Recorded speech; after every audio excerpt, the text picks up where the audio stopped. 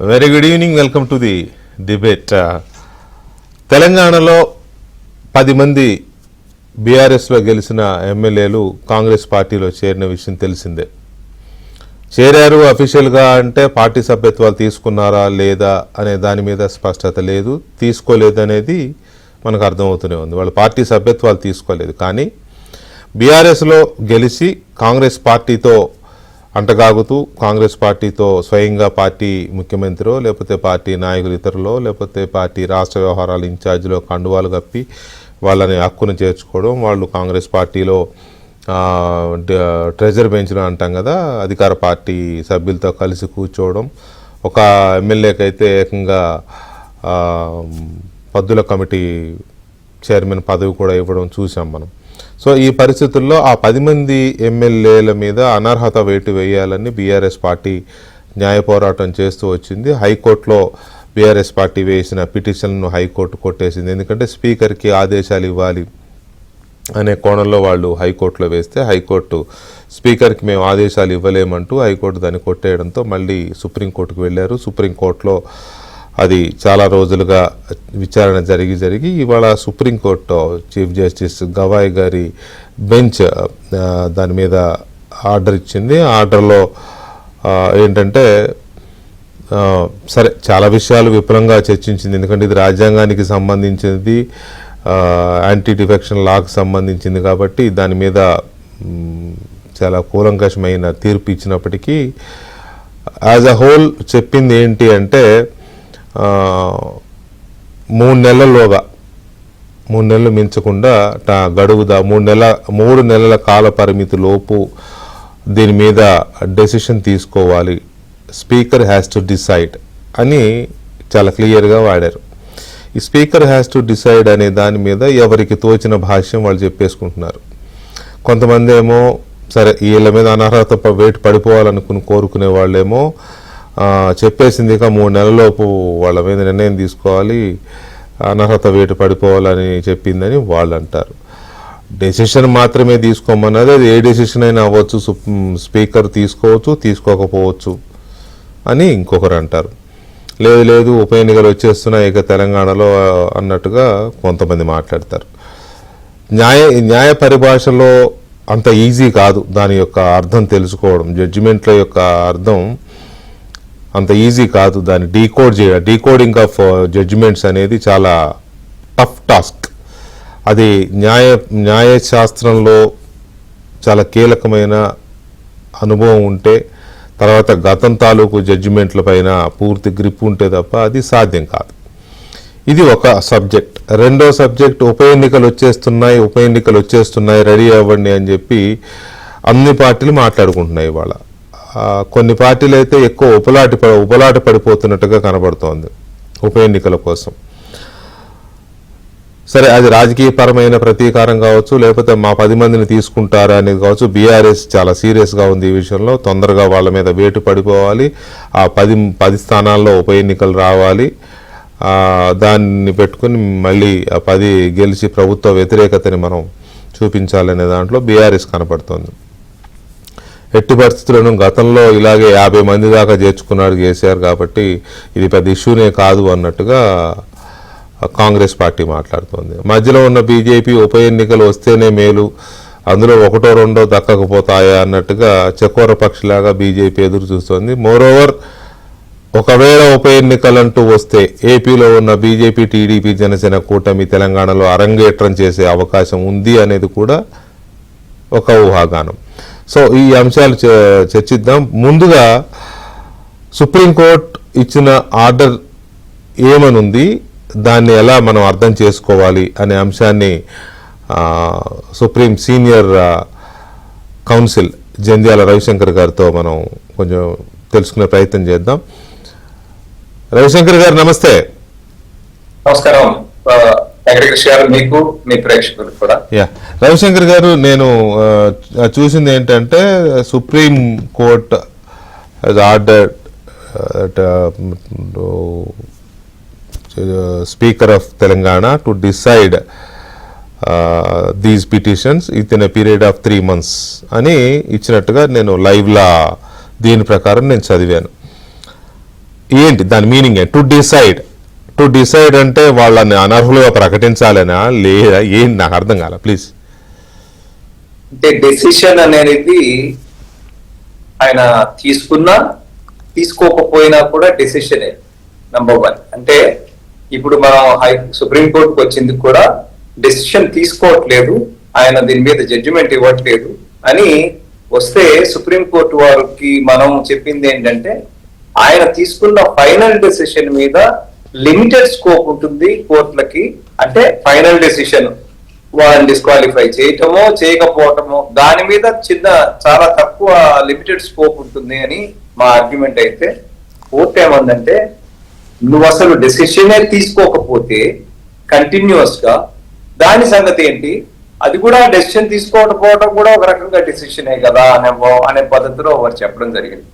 ఇప్పుడు డెసిషన్ అంటే అల్టిమేట్ గా పైగా దాంట్లో ఏం రాశారంటే ఈ కేసు నడుస్తున్న మధ్యలో సీనియర్ అడ్వకేట్లు ఆల్రెడీ మేము అందరికీ నోటీసులు కూడా ఇచ్చాము అని చూపించడం జరిగింది.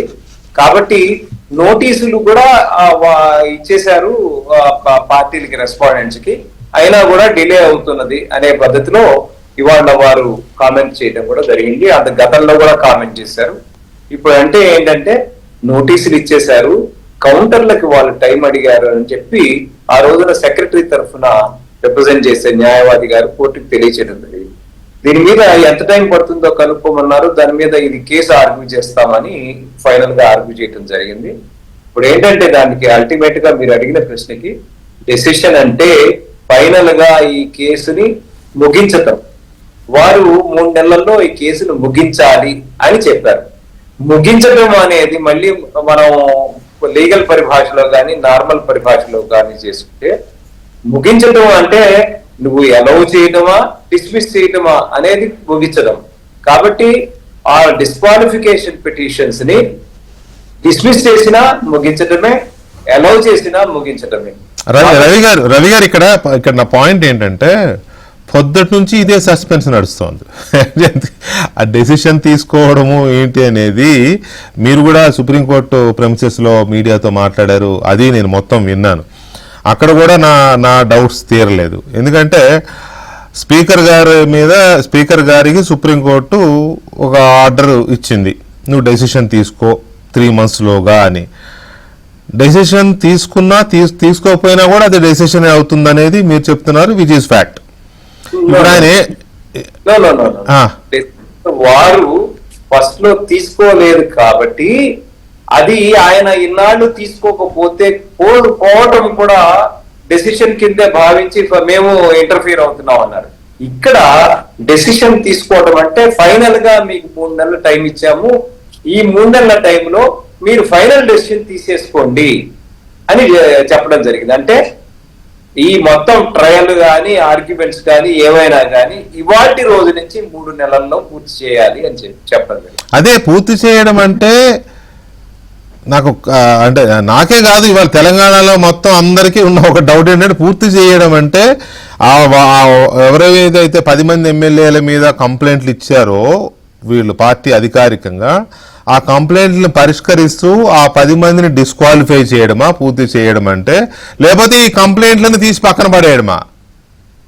కంప్లైంట్ లో వాళ్ళని డిస్క్వాలిఫై చేసిన జడ్జిమెంటే వీళ్ళు డిస్క్వాలిఫైకి అంటే అనర్హతకి అర్హులు కాదు, అంటే అనర్హత వీటి మీద వేటు వెయ్యలేము అని చెప్పేది కూడా డెసిషన్ తీసుకున్నారు. That's what I want to know. ఇప్పుడు వీరు అనర్హులు అని డిసైడ్ చేయటము డెసిషనే, అనర్హులు కాదు అని చెప్పడం కూడా డెసిషన్. Yeah, that's what. ఇప్పుడు ఏంటంటే రవి గారు, మీరు ఉమ్మడి రాష్ట్రంలో రాజ్భవన్కి అడ్వైజర్గా, లీగల్ అడ్వైజర్గా పనిచేశారు. అప్పుడు అసెంబ్లీకి మీరు లీగల్ అడ్వైజర్గా పనిచేశారు. ఇక్కడ స్పీకర్ గారు సుప్రీంకోర్టు చెప్పింది కాబట్టి 3 నెలల్లోగా ఒక నిర్ణయం తీసుకుంటూ బీఆర్ఎస్ పార్టీ ఇచ్చిన ఫిర్యాదుల మేరకు ఈ 10 మంది అనర్హులు అని చెప్పడం ఒక ఎత్తు, లేదు అసలు ఈ ఫిర్యాదులకే అర్హత లేదు, వీళ్ళు ఎమ్మెల్యేలుగా కొనసాగవచ్చు అనే ఇది కూడా ఉంది. అంటే ఆయనకి 2 అవకాశాలు ఉన్నాయి నిర్ణయం తీసుకోవడానికి, రైట్? సో ఈ రెండిట్లో ఏది తీసుకున్నా కూడా సుప్రీంకోర్టు ఆర్డర్ అమలైనట్టేనా? ఎగ్జాక్ట్లీ, మీరు కరెక్ట్, అబ్సల్యూట్ గా. అటు వాళ్ళ అనర్హులని చెప్పినా, అనర్హులు కాదు అని చెప్పినా కూడా డెసిషనే. ఆయన 3 నెలల లోపలే తీసుకున్న దాన్ని అది సుప్రీంకోర్టు ఆర్డర్ని కంప్లై చేసినట్టే. సో మనం మాట్లాడుకుందాం ఇప్పుడు ఇంకొక విషయము. మీకున్న లీగల్ పరిజ్ఞానం ప్రకారం లేదా ఇక్కడున్న రాజకీయ గతంలో జరిగిన చాలా పరిణామాలు, దేశంలో జరిగిన చాలా పరిణామాలు కూడా, ఇవన్నిటినీ తీసుకున్నప్పుడు ఈ 10 మంది కాంగ్రెస్ సభ్యత్వం తీసుకోలేదు. ఎవరైతే బీఆర్ఎస్ పార్టీ నుంచి వెళ్ళారో కాంగ్రెస్ పార్టీ సభ్యత్వం తీసుకోలేదు. కానీ విచ్ ఈస్ ఫ్యాక్ట్, ముఖ్యమంత్రి కొందరికి, రాష్ట్ర వ్యవహారాల ఇన్ఛార్జి కొందరికి, లేకపోతే ఇంకొక నాయకులు ఎవరో కొందరికి కండువాలు కప్పారు. వాళ్ళు ట్రెజరీ బెంచ్లో కూర్చుంటున్నారు వీళ్ళు అధికార పార్టీతో పాటు. వాళ్ళకి యాంటీ డిఫెక్షన్ లా అట్రాక్ట్ అవుతుందా లేదా? అది ఫైనల్ గా స్పీకర్ గారు తీసుకోవాల్సిన డెసిషన్. నో స్పీకర్ గారు ఏదైనా తీసుకోవచ్చు, మనం మాట్లాడుకుందాం. నేను అంటే ఈ సందర్భంగా నేను మాట్లాడలేను. త్వరలో మీకు దానికి కారణాలు కూడా తెలుస్తాయి. కారణం ఏంటంటే ఈ విషయంలో అల్టిమేట్ గా ఒక జడ్జి ముందు కేసు ఉన్నప్పుడు ఆ డెసిషన్ ని నువ్వు ప్రియంప్ట్ చేసి నువ్వు ఇవాళ్లే దాని గురించి మాట్లాడటం అనేది న్యాయవాదిగా కరెక్ట్ కాదు. నెంబర్ 1. నెంబర్ 2, మీరు చెప్పినట్టు ఇంతవరకు స్పీకర్ గారి దగ్గర ఆ కేసే మొదలవునప్పుడు ఆ కేసులో డిఫెన్స్లు ఏమిటి అనేది తెలియనప్పుడు వచ్చి రేపు పొద్దున వాళ్ళు ఈ ఎమ్మెల్యేలు ఎవరైతే ఉన్నారో ఆ 10 మంది వచ్చే కౌంటర్లలో వారు ఏమి రాస్తారో, వారు రాసిన దాని ప్రకారము ఏ విధంగా వాళ్ళు దాన్ని జస్టిఫై చేసుకుంటున్నారు, అవన్నిటి మీద ఆధారపడి జడ్జిమెంట్ ఇస్తారు స్పీకరు. కాబట్టి ఆ విషయం గురించి నేను ఇవాళ ప్రస్తావించడం అనేది కరెక్ట్ కాదు. రైట్. ఇప్పటి వరకు జడ్జిలు నాట్ బిఫోర్ మీ అన్నట్టు చూసాం, కానీ లాయర్లు నాట్ బిఫోర్ మీ అనడం ఈ ఫస్ట్ టైం నా దగ్గరే జరుగుతోంది. ఎనీవే, అయితే ఇక్కడ ఒకవేళ ఈ 10 మందికి సంబంధించి ఇప్పుడు సుప్రీంకోర్టు ఇలా చెప్పింది కాబట్టి స్పీకర్ గారు అనర్హత వేటు వేశారని అనుకుందాం. ఒకవేళ వీళ్ళు మళ్ళీ వేరే పిటిషన్స్ మళ్ళీ అప్పీల్కి వెళ్ళే అవకాశం ఉంటుందా హైకోర్టులో కానీ సుప్రీంలో కానీ? బ్రహ్మాండంగా ఉంటుంది. ఆర్టికల్ 226 కింద మీకు బాగా తెలుసు, గతంలో 2004-2008 మధ్యలో మందారి సత్యనారాయణ గారు జరిగినప్పుడు మందారి సత్యనారాయణ గారు సురేష్ రెడ్డి గారు ఇచ్చిన డిస్క్వాలిఫికేషన్ మీద హైకోర్టుకు వెళ్ళారు. హైకోర్టులో వాదనలు జరిగినాయి. హైకోర్టులో దాదాపు సంవత్సరం పాటు అది పెండింగ్ లో ఉంది. తర్వాత స్పీకర్ ఇచ్చిన ఇది కరెక్ట్ అంటే వారు మళ్ళీ సుప్రీంకోర్టుకు రావడం కూడా జరిగింది. కాబట్టి డిస్క్వాలిఫై అయితే ఆ ఎమ్మెల్యేలు డిస్క్వాలిఫై కాకపోతే ఈ కంప్లైంట్ చేసిన పొలిటికల్ పార్టీలు ఖచ్చితంగా హైకోర్టుకు పోతాయి. హైకోర్టు నుంచి మాత్రమే సుప్రీంకోర్టుకు వస్తాయి. హైకోర్టుకు వెళ్ళడానికి, సుప్రీంకోర్టుకు వెళ్ళడానికి కూడా అవకాశం ఉంటుంది. ఇంకొక రెండో విషయం ఏంటంటే ఇవాళ రోజున కూడా ఈ జడ్జిమెంట్ లో కూడా ఇంతకు ముందు సుభాష్ దేశాయ్ అని మన మహారాష్ట్ర గొడవలో ఆ ఉద్ధవ్ ఠాక్రే ఆ గ్రూప్ కూడా నేను అపీర్ అయి ఉన్నాను. ఆ ఉద్ధవ్ ఠాక్రే గ్రూప్ వాళ్ళకు కూడా మళ్ళీ దాన్ని అల్టిమేట్ గా స్పీకర్ దగ్గరికి పంపించాలి. స్పీకర్ దగ్గరికి పంపించకుండా హైకోర్టు కానీ సుప్రీంకోర్టు కానీ తమందరూ తాము డిసైడ్ చేయడానికి వీల్లేదు. ఇవాళ రేపు పొద్దున ఇచ్చిన జడ్జిమెంట్ ని హైకోర్టుకు వెళ్తే హైకోర్టు మీరు ఇచ్చిన జడ్జిమెంట్ ఈ పాయింట్ల మీద తప్పు ఉంది, మీరు పునః పరిశీలించండి అని మళ్ళీ స్పీకర్ కే పంపించాలి. అంతేగాని హైకోర్టు కానీ సుప్రీంకోర్టు కానీ వాళ్ళంతట వాళ్ళు డిస్క్వాలిఫికేషన్ చేసే అధికారం వాళ్ళకి లేదు. ఒకే ఒక ఉదంతం జరిగింది. ఆ ఉదంతంలో ఇవాళ కూడా ఆ జడ్జిమెంట్ ను కూడా ఉటంకించడం జరిగింది. ఈ జడ్జిమెంట్ లో అందులో ఏమైందంటే యూపీది మాయావతి గ్రూపు, మాయావతి వర్సెస్ మార్కండే చందు దానికి ఆ కేసులో కూడా దాంట్లో ఏం చేశారంటే వారు రాజేంద్ర సింగ్ రాణా కేసులో వీళ్ళందరూ 37 మంది వెళ్ళిపోవడం జరిగింది. ములాయం సింగ్ యాదవ్ గారితో పాటు వెళ్తే వారు ఈ రాజేంద్ర సింగ్ రాణా గారు వాళ్ళు ఫైల్ చేసుకోవడం జరిగింది.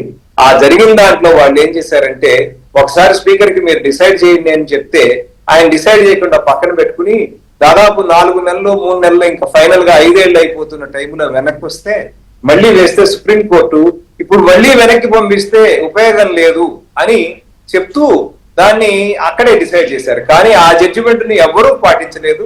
ఇవాళ రోజున కూడా ఆ జడ్జిమెంట్ దాన్ని పాటించి మేము ఆ జడ్జిమెంట్ ఆ రకంగా మీరే ఇక్కడ డిసైడ్ చేయండి అని చెప్పిన దాన్ని రిజెక్ట్ చేస్తున్నాం అని ఆ జడ్జిమెంట్ లో చెప్పడం జరిగింది, ఓపెన్ కోర్టులో కూడా మాట్లాడటం జరిగింది.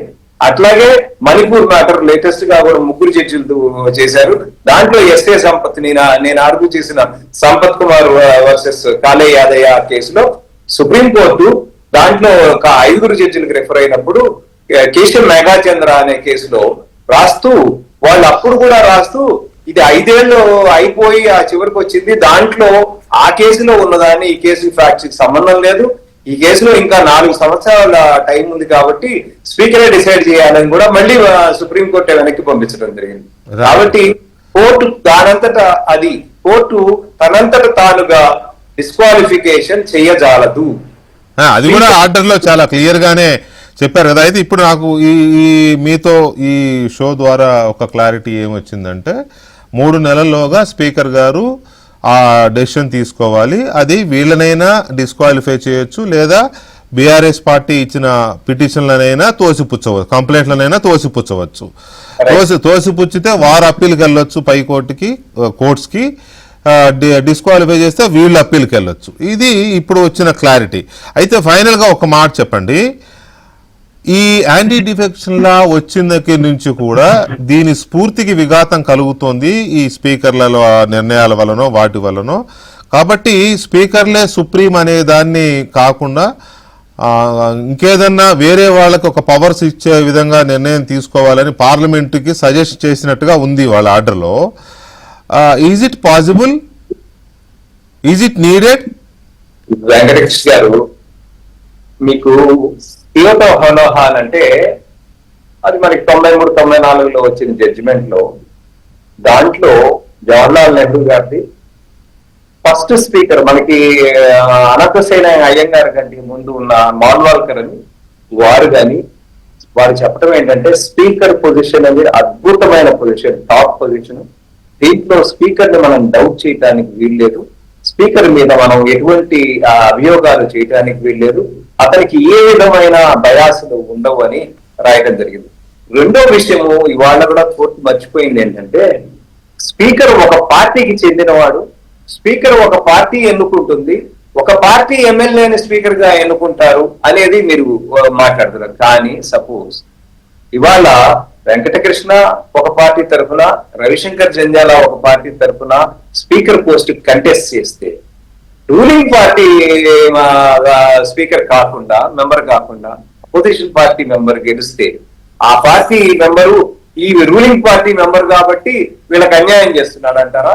మనకి బెనర్జీ గారు మనకి అప్పుడు జరిగింది, ఆయన సోమనాథ్ చటర్జీ గారు చేసినప్పుడు ఆయన సిపిఐ పార్టీ వారిని సిపిఐ పార్టీ అడిగింది, మేము నంబర్ 1 కాంట్రాక్ట్ న్యూక్లియర్ పాలసీ మీద మేమందరం రిజైన్ చేస్తున్నాము అని 57 పేర్లు రాస్తే ఆయన మీరెవరు నా పేరు రాయడానికి, నేను స్పీకర్ని, నేను రిజైన్ చేయాల్సిన అవసరం లేదు మీకోసము, నేను కంటిన్యూ అవుతున్నానని ఆయన చెప్పడం జరిగింది.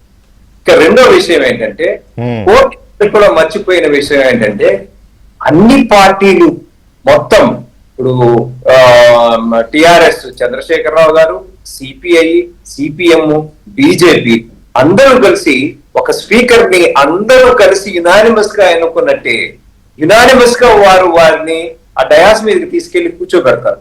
అవును, ఇదైనా ఏదో ఒక పార్టీ స్పీకరు అని చెప్పడం అనేది చాలా శుద్ధ తప్పు. జడ్జిమెంట్లలో రాసినా కూడా అది తప్పు. నా ఉద్దేశ ప్రకారం కరెక్ట్ గా అది ఏంటనేది తెలుసుకోవాలి. ఈయన ఆల్ పార్టీస్ కి సంబంధించిన వ్యక్తినే తీసుకెళ్లి పైన కూర్చోబెడతారు. ఆల్ పార్టీస్ అంటే ఓటింగ్ ఆల్ పార్టీస్ వేసినట్టు లెక్క. ఆయన ఎలక్షన్ అనేది నియోజకవర్గంలో ఆయన గెలిచిన లెక్క కాదు. ఇక్కడ సభలో ఆయన్ని అసెంబ్లీలో పోటీ ఉంటే ఎన్నిక, పోటీ లేకపోతే ఏకగ్రీవ ఎన్నిక. అది ఎన్నికే, ఏ రకంగానైనా ఎన్నికే. అది ఏకగ్రీవంగా అన్ని పార్టీలు తీసుకెళ్లిన పైన కూర్చోబెట్టిన స్పీకర్ ని అతని మీద డౌట్ చేయటం అనేది కరెక్ట్ కాదు, ఒకటి. రెండోది, అటువంటి స్పీకర్ మీద ఇది ఎలక్షన్ కమిషన్ కి ఇవ్వాలి లేదా గవర్నర్ కి ఇవ్వాలి అని గతంలో మాయావతి కేసులో కానీ యడ్యూరప్ప అంటే జర్కీ హోలీ కేసులో కానీ అబ్జర్వేషన్ ఇవ్వటం జరిగింది. ఇవాళ కొత్తగా ఇచ్చింది కాదు అది. సారీ టు సే రవి గారు, సారీ టు సే, అండ్ ఇది అనొచ్చా లేదో నాకు తెలియదు కానీ జడ్జిలు కూడా అధికార ప్రభుత్వాలే రికమెండ్ చేస్తాయి కదా. జడ్జిలు అధికార పార్టీలు రికమెండ్ చేయలేదు, కొలీజియం చేస్తుంది. అదే వీళ్ళు రికమెండ్ చేస్తే కొలీజియం డెసిషన్ తీసుకుంటుంది. అంటే కొలీజియం మనకి హైకోర్టు కొలీజియం సెలెక్ట్ చేసుకుంటుంది, అట్లాగే దాన్ని మళ్ళీ సుప్రీంకోర్టు కొలీజియం చేస్తుంది. అధికార పార్టీలు గతంలో అది first judges case, second judges case, third judges case అని అంతకు ముందు పొలిటికల్ పార్టీలు చేయడం కరెక్ట్. పొలిటికల్ పార్టీలు ఆ రోజున సెలెక్ట్ చేసి జడ్జిలు చేశాయి. ఆ తర్వాత 93 తర్వాత అంతా కోర్టు జడ్జిలనే చేసుకుంటున్నారు. అదే కదా పెద్ద కంప్లైంట్. మిమ్మల్ని మీరే సెలెక్ట్ చేసుకుని మీరు న్యాయం చేయటం ఏంటి అనేది కూడా ఒక వాదన ఉంది. దాని మీదే మనకి ఆ యాక్ట్ ఇంట్రడ్యూస్ అయింది. ఆ యాక్ట్ ని మళ్ళీ జడ్జిలో కూర్చుని మళ్ళీ దాన్ని కొట్టేయడం కూడా జరిగింది.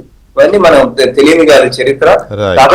అంటే ఫైనల్ గా ఇది ఒక మీకు తెలుసు, మీరు అసెంబ్లీ కవర్ చేశారు, చాలా సంవత్సరాలు మీరు అసెంబ్లీ బీట్ చేశారు. ఇటు కూర్చుంటే రైట్ సైడ్ జడ్జి గారికి, స్పీకర్ గారికి రైట్ సైడ్ ట్రెజరీ బెంచెస్ ఉంటాయి, లెఫ్ట్ సైడ్ ఉంటుంది, ముందు కొంతమంది కూర్చుంటారు, వెనక కొంతమంది కూర్చుంటారు, కొత్త వాళ్ళకి వెనక సీట్లు ఇస్తారు, సింగిల్ పార్టీ వాళ్ళకి మళ్ళీ ఇస్తారు. ఎంతో పెద్ద సైన్స్ ఉంది దాంట్లో. ఇవాళ ఒక 5 సార్లు గెలిచిన ఒక ఎమ్మెల్యేని నువ్వు ట్రెజరీ బెంచ్ లో కూర్చున్నావా, లేకపోతే ఫస్ట్ రోలో నీకు సీట్ ఇచ్చారా, నువ్వు ఫస్ట్ రోలో మంత్రులు కూర్చోవాలి అంటే మంత్రులు కూర్చున్న వెనక సీటు సీనియర్ మోస్ట్లకి ఇస్తారు. సీనియర్ మోస్ట్లు ఏ పార్టీ అయినా పర్వాలేదు. ఆ రకంగా మీకు ఎంతో దాంట్లో సైన్స్ ఉంది, కన్వెన్షన్స్ అండ్ ప్రాక్టీసెస్ ఉన్నాయి. దాంట్లో మనకు ఆ బుక్స్ ఉన్నాయి. వాటిలో చదువుకుంటే ఎవరెక్కడ కూర్చోవాలి, ఎప్పుడు కూర్చోవాలి, ఎలా కూర్చోవాలి ఉంటుంది. ఇవాళ నువ్వు కూర్చోవడం తప్పు కాదు అని చెప్పడానికి ఏమీ లేదు. కాబట్టి అంటే అక్కడ ఒక ఫ్యాక్టర్ ఉందిలే, కూర్చోవడం మాత్రమే ఇక్కడ ఇష్యూ కాదు, కండువాలు ఉన్నాయి కదా మెడలో, కాబట్టి అది కూడా ఇష్యూ ఉందిలే. కానీ మనం పూర్తిగా కొట్టిపారేయలేని కొన్ని వాస్తవాలు ఉన్నాయి. But end of the day technical legal matters కదా, అది చూడాలి మరి. అందుకే గారు ఇందాక నేను కొన్ని విషయాలు మాట్లాడాలని చెప్పి అదే చాలా ఉంటాయి వాటిల్లో. ఇది ఏంటంటే మనము స్పీకర్ కి సజెషన్ ఇచ్చినట్టు ఉండకూడదు, ఎమ్మెల్యేలకు సజెషన్ ఇచ్చినట్టు ఉండకూడదు, అపోజిషన్ కి ఆ సజెషన్ ఇచ్చినట్టు ఉండకూడదు. ఎందుకంటే ఒక రకమైన నేను న్యాయవాదిగా ఒక డిగ్నిటీ మెయింటైన్ చేసుకుంటూ వచ్చాను. దాని ప్రకారం ఏంటంటే మనం మాట్లాడేదానికి ఒక విలువ ఉన్నప్పుడు మనం అనవసరమైన మాటలు అంతేలే ఒక అనవసరమైన కాంట్రవర్సీస్ తెచ్చుకోవద్దు, తీసుకోవద్దు. అందుకే ఇవాళ ఎవరో మన జాయింట్ మిత్రుడు, ఒక మిత్రుడు రవి ఎప్పటికైనా జడ్జి అవుతాడు అని అంటే నేను సమస్య లేదు, బతుకున్నంత కాలం జడ్జి పోస్ట్ తీసుకోవడం. సో కొన్ని ఉంటాయి. Anyway, thank you very much Ravi గారు చర్చలో పాల్గొన్నారు.